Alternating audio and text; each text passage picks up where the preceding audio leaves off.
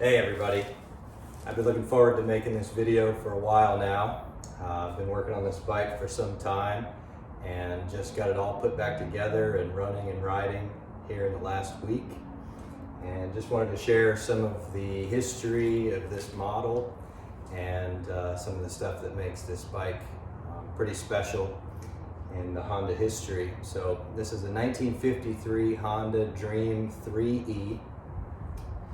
And it's a very significant bike. So Honda started out in 1946 using war surplus engines as auxiliary engines on bicycles after World War II, and very quickly made a lot of progress producing new products almost every year. So they went from using those surplus engines to producing their own engine.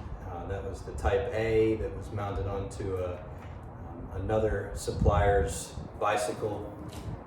They had the Type B, which was a three-wheeled utility cart, essentially a bicycle as well, that never made it past the prototype stage. They had the C-Type, which was the Honda design bicycle with a Honda design engine. And then they had the Type D, which was Honda's real first motorcycle.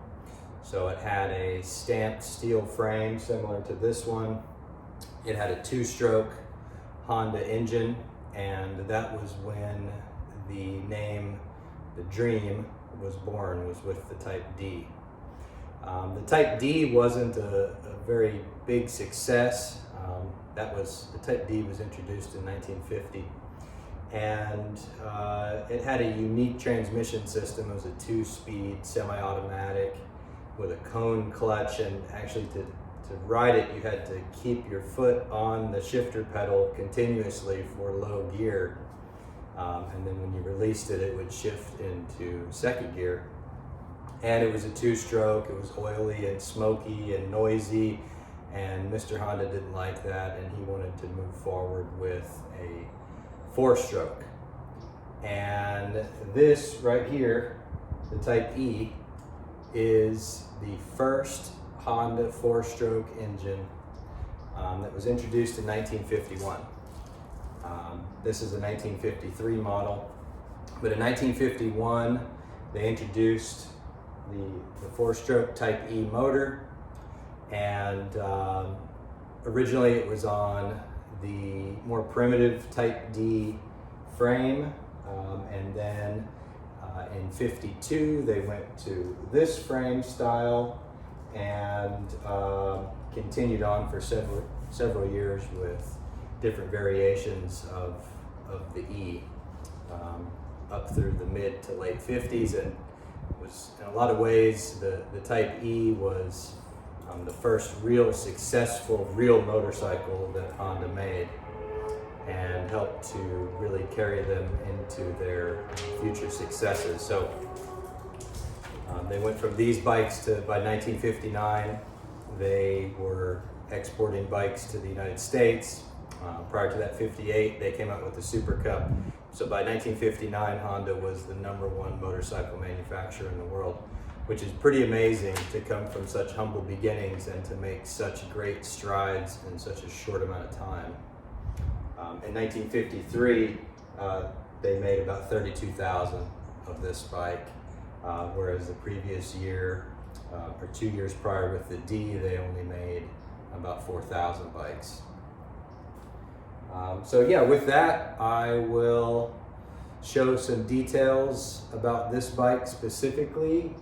Just kind of wanted to document this individual bike and talk about kind of what I did to it, what I didn't do to it, and then we'll take it for a ride.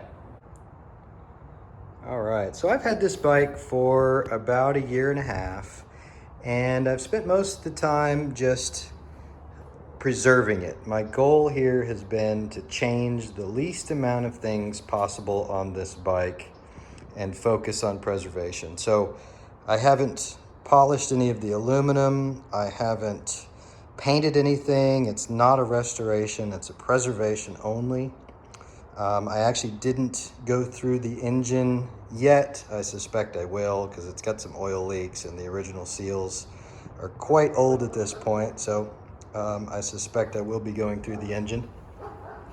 But for now, it does run and ride, and it's really just a phenomenal piece of history. So as I mentioned, this is the Type E motor, which is Honda's first 4-stroke engine ever. This one is a 146cc overhead valve, single cylinder. And I'll just kind of walk through some of the details. I'm hoping that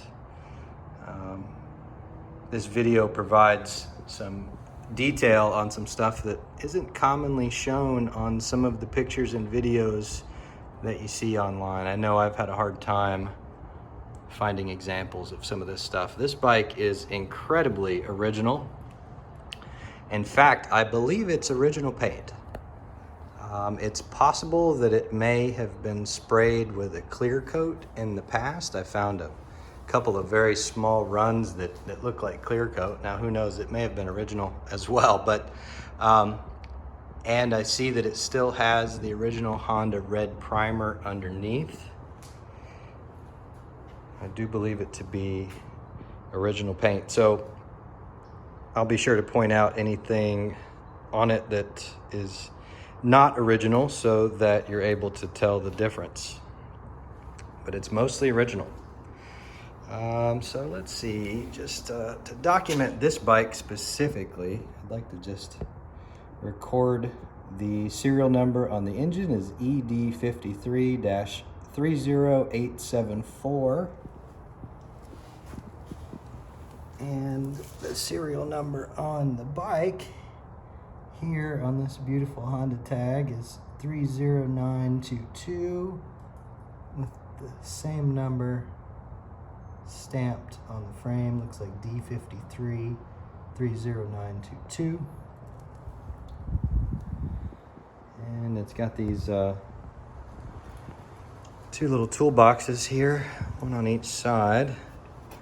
What's pretty amazing is what we find in this one here is the original tool roll.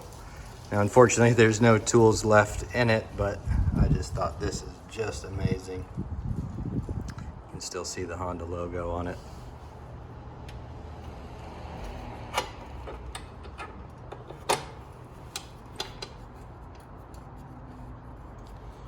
So let's see. All right, so just going to the dash here. I believe this was the first year, 1953, that they included the speedometer and odometer. This one's showing about 10,100 kilometers, and I've added about 10 of those. As far as the ignition switch is a little unique. The key just controls whether the engine is running or not, and that is on and that is off, so kind of opposite of what you might suspect. Detail on this key is pretty cool. I actually have another one as well, so I was pretty happy about that. Awesome. Those are the little details that I just love to see. Okay, then this ignition switch controls the lighting. Okay, so position 1 turns on the tail light and allows the brake light to function as well. Now for the tail light, it does have a separate auxiliary switch. Never seen that before. Interestingly, I think I do have these lenses reversed. To me, it made more sense to have the amber light as the running light and the red on the top as the brake light, but when I look in the manual, it's actually the red is supposed to be the running light and the amber is supposed to be the brake light. I think I'll keep it how it is for now, but wanted to note the discrepancy there. I did do a full rewire on this bike, and I did my best to use something maybe similar to what would be original, although I don't really know. I think it was had a white sheathing on all of the wires. Pretty interesting how they did the connections. These are the main connections here for the positive and negative right off the battery. And that's the main ground as well. The battery clamp is not original. I didn't have it, so I made one that looked something like the original from the parts manual. It was a hand-drawn parts manual that I have.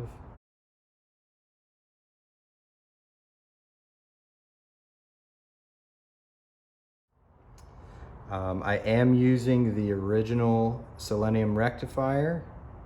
That's it down there, tucked away in the opposite side case. And behind this side case, we have an air filter that I also did not have, but I made. I'm not so sure that this piece is original, although it does mimic the original. It was included with the bike. The carburetor is pretty interesting. It's an Amal carburetor, and it says 392 on it. 392 really isn't an Amal part number per se. It was kind of all of their carburetors that were built around that time, but it looks really similar to what I believe is the Amal 276, which was on some Vincents and some other bikes. I assume the bore size is slightly different, but what's interesting is the float chamber is remote, so it's hard to see here, but basically it makes a connection here and kind of like a banjo fitting, and that's where the fuel crosses over from the bowl, float bowl, over to the carburetor. Got your choke here, closed and open. It has external oil lines, which are interesting, and this is an external oil filter. It's a cartridge style, and I was able to make an oil filter that fit. Just had to modify one from another vehicle. I was able to find these foot peg rubbers. There's a company out in California that makes those for Bentley, and I was able to drill those out and make them fit this bike. The Bentley was a little bit later bike by just a couple years. Oh, and I never went through the rest of the ignition switch position, so then back to 0, that's everything off. 2 is tail light, brake light, and low beam, and this is tail light, brake light, and high beam, and they all work. And also in any of those positions, 1, 2, and 3, you also have a nice little light here behind the speedometer. Just fantastic. The front suspension is telescopic forks with fluid. I was pretty impressed to see that. The back is a plunger style suspension with no damping. But this was the first model, Honda model, that had a rear suspension. The Type D was a rigid rear. This little rack, there was a pillion seat available for that. I don't have it. And I think it was an option. I don't think it was standard. This seat I don't believe is original. These seats were typically green. Now, when I feel underneath this seat, I can feel a hard rubber seat.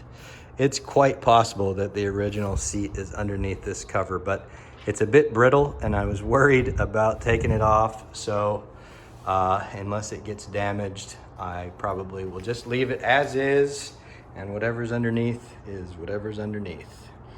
That seat appears to have been very carefully recovered in Japan, maybe sometime I'm guessing in the 60s or 70s, who knows. I unfortunately don't know the history of this bike, other than that it came from Kyushu, which is the southernmost island in Japan. And that is all that I know about it. I bought it essentially from there and am the first US owner, other than the dealer that actually did the import. This little fender flag is super cool.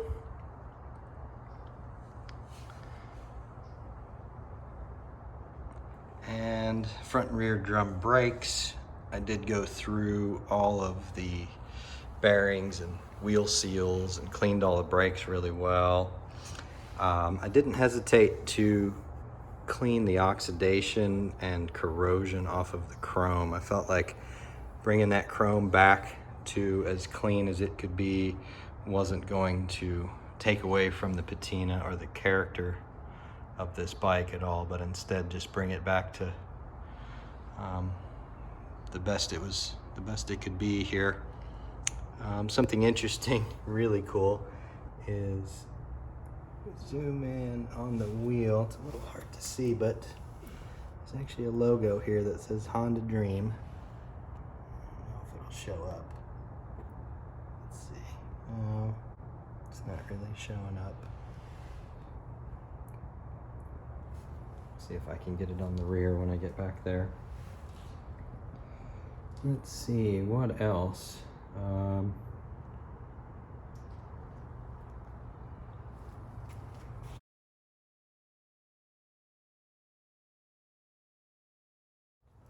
Kickstart, of course. Let's zoom out.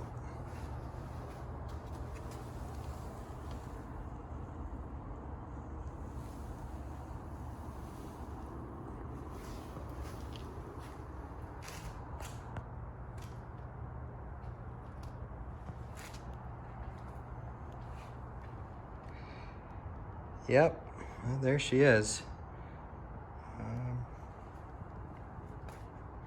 Put new tires on it. The back tire, I went just one step larger. It's the same size as what was on it when I received the bike, which was a 3-inch by 19-inch. Actually, this bike originally came with a 2.75 by 19.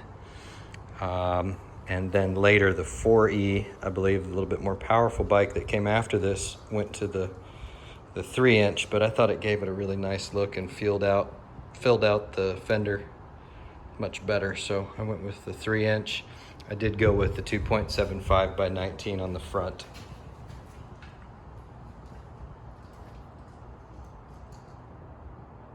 All right, well, there she is. Let's take it for a ride.